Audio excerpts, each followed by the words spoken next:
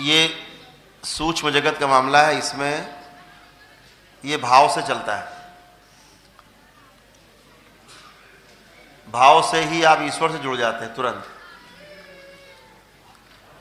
ऐसे ही भाव से आप तुरंत आपका डीएनए का जो ऊर्जा पथ है सामने वाले से जुड़ जाता है, जिससे आप बहुत अटैच होते हैं।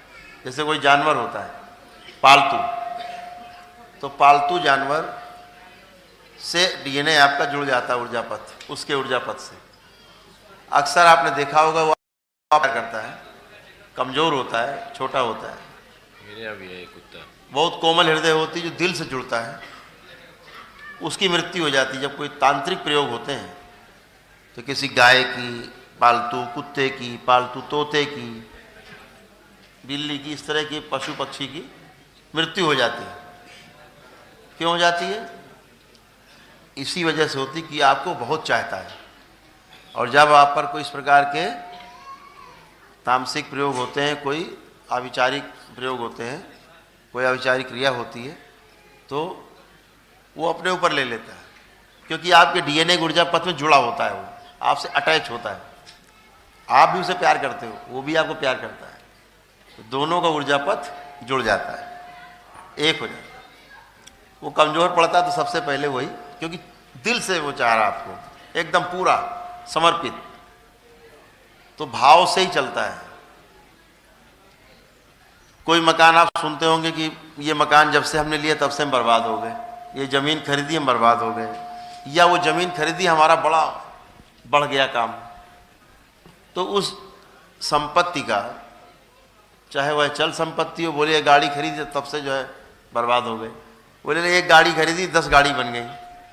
तो उसका जो ऊर्जा पथ है, उसका जो ऑरा है बेजान वस्तु का, आपके ऊर्जा पथ से, डीएनए के ऊर्जा पथ से जुड़ जाता है। उसका असर आप में आता ही आता है, और उसका लाभ या हानि हमें होती है। इसको हमेशा ध्यान रखना है। आप कभी देखते होंगे, कभी किसी व्यक्ति से मिलकर आपको बहुत खुशी होती है, लगता उठे नहीं, और किसी के पास बैठने की इच्छा नहीं होती, लगता है यार ये कहाँ से दिख गया सुबह सुबह रास्ता बचाते हो आप, इधर उधर करते हो। अनमैच डीएनए का खेल बहुत पुराना है। हमारा जो वंश परंपरा का है, जो कुल हमारा जो रक्त है, जो रक्त के संबंध हैं, वो बहुत पुराने हैं। और ये परंपरा हमारे ऋषि मुनियों ने हजारों वर्ष पहले खोजी, हजारों वर्ष पहले। एक ही कुल में शादी होने की परंपरा नहीं है, अलग डीएनए में किया करने की, गोत्र ना मिले, गोत्र तक की व्यवस्था की गई। गोत्र बहुत बड़ा हो गया, कुल हो गया पूरा। परिवार कई मिल करके, खानदान कई खानदान मिलके पूरा कुल बनता है। तो ये व्यवस्था की गई कि गोत्र भी न मिलने पाए, अलग अलग दूर का रक्त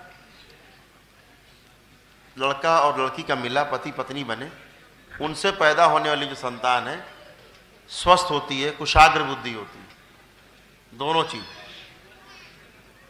नजदीकी संबंध वाला व्यक्ति, खासतौर से एक ही रक्त में पति पत्नी बन जाने वाले लोग, बच्चे पैदा होते या तो अपंग होंगे या बुद्धिहीन होंगे।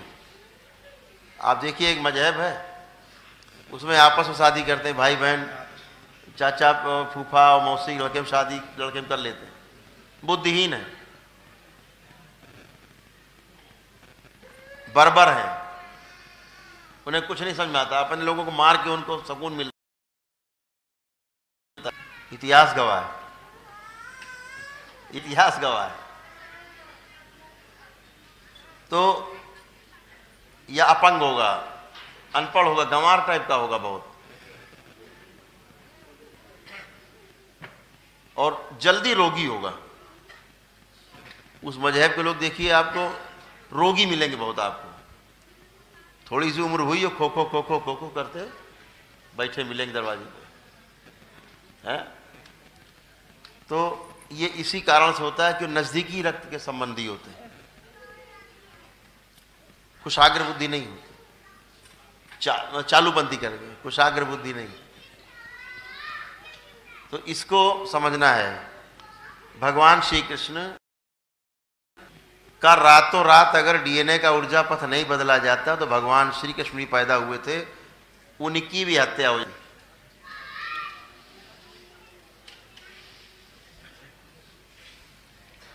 तो वसुदेव जी ने रातों रात पैदा हुए भगवान श्री कृष्ण और नंदगांव, डीएनए का ऊर्जा पथ बदल दिया, जसोदा मैया का दूध पिया भगवान श्री कृष्ण, डीएनए का ऊर्जा पथ बदल गया, उधर का इधर, इधर का उधर।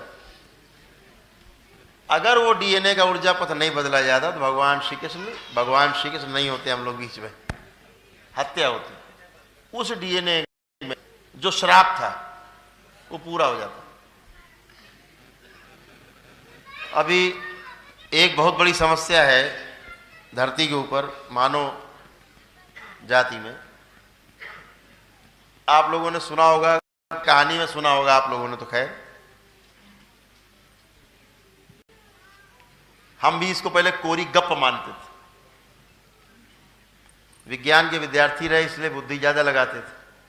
ऐसा मानते थे कि हम विज्ञान के विद्यार्थी हैं, हमसे बड़ा कोई बुद्धिमान है नहीं, ये बेवकूफ़ हैं जो ये किताब लिख के रखे गए हैं, पुराण शास्त्र वेद उपनिषद श्रीमद् भागवत गीता रामचरितमानस, ये सब बकवास है ना, बकवास। ये खाने पीने का जुगाड़ है, ऐसा मन में आता था, गंदा संदा विचार आता था। विज्ञान का विद्यार्थी कुंठित हो जाता है, काफी कुंठित होता है विज्ञान का विद्यार्थी।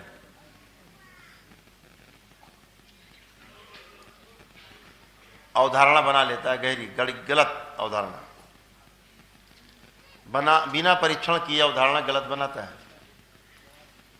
जब तक आप परीक्षण न कर ले किसी चीज का, तब तक किसी निष्कर्ष पे नहीं पहुंचना चाहिए।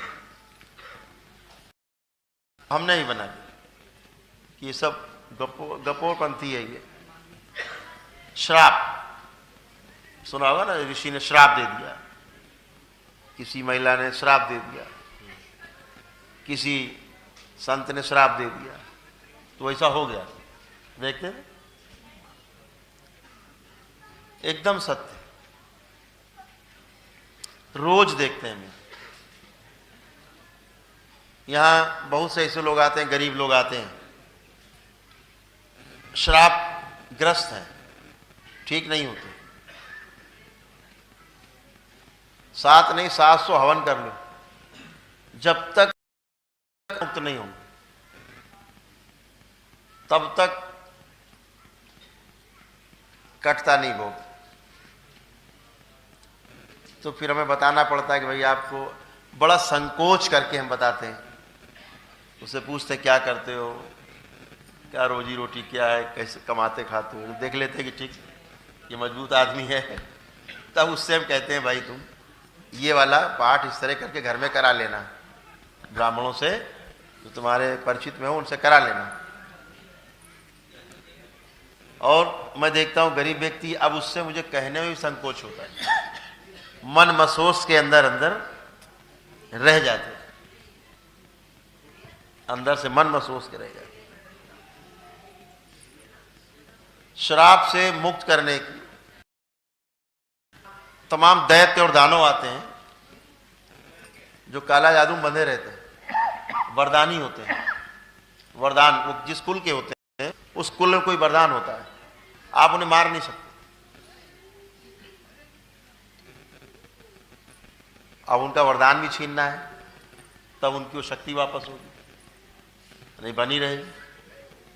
तरह तरह के वरदान है, तपस्या से प्राप्त होते हैं। दैत्य का मतलब इतना है, शक्ति का दुरुपयोग कर रहा है वो व्यक्ति, इतनी बात है। दानव दैत्य ताकतवर है। तो मैं यहां पर, एक बहन जी बैठी रहती हैं अक्सर, शायद आज हैं नहीं, अपनी बेटी के साथ।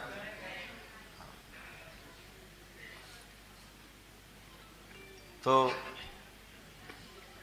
अब मैं उनको, वो काफी कमजोर है,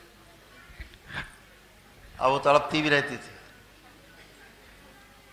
आराम भी हुआ, लेकिन हम देख रहे हैं कि श्राप है। श्राप कहाँ है? मायके का भी श्राप है और ससुराल का भी श्राप है, दोनों जगह श्रापग्रस्त है। वो ठीक नहीं हो सकती। कैसे कैसे करके उन्होंने अपने हवन वगैरह किए होंगे। अब हम देखते हैं कि वो मुश्किल काम हो गया। तो बहुत बार उन्होंने कहा, 20-25 बार कहा।